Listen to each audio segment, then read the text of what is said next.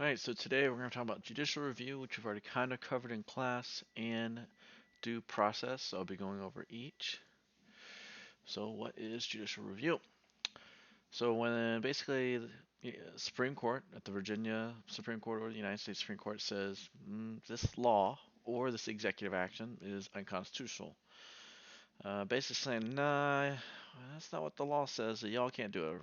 More specifically, that's not what the Constitution says. The court case that you need to know is Marbury versus Madison. Essentially, Marbury was going to get a job, and he was given the job uh, while John Adams was in office. And then he gave like literally the day before John Adams left office, he put out a bunch of these things and told them to be delivered. Well, Marbury's didn't get delivered until the next day. Well, the next day, Thomas Jefferson was president and James Madison was Secretary of State. And Thomas Jefferson and Madison were like, nope, we're not going to enforce that.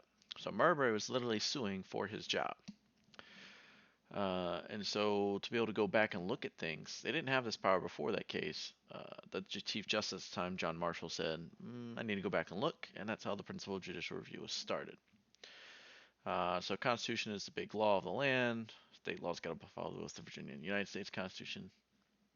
This video will go over that story that we were talking about. Due process. So, due process is protection against unfair government actions and laws.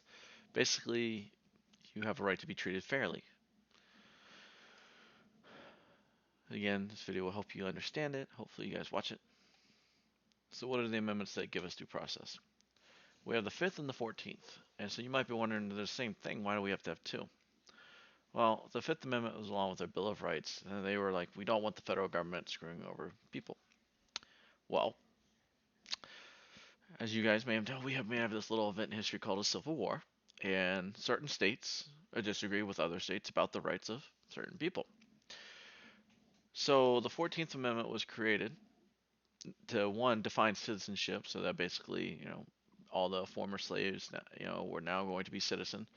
But the idea was the way the law was written, and it applies to both local governments too, is that basically states can't make a law, not supposed to make a law that treats people unfairly. Now, I say supposed to because I'm not going to treat you guys like, you can't read a history book. Didn't say this always worked, but this is basically saying the national government or the federal government needs to make sure that people are being treated fairly. You're protected from being treated unfairly. The 14th Amendment says it's protecting you against the states treating you unfairly. So due process is just another way of saying, like, I could write an equal sign here and saying the right to be treated fairly. So again, 5th does national, 14th does state. Another video if you don't watch. Um, so due process is to protect the rights guaranteed in the Bill of Rights, meaning like this is for like when I say be treated equal, like we can't say, you know what, we're gonna let all the Christians get all the rights and Jewish people, nope, nope, you get to be treated unfairly. No, that would violate freedom of religion. Or we're gonna let certain genders get um, the right to a fair and speedy trial, and then another gender doesn't. The whole point is protecting those essential rights that we consider for us to be United States citizens.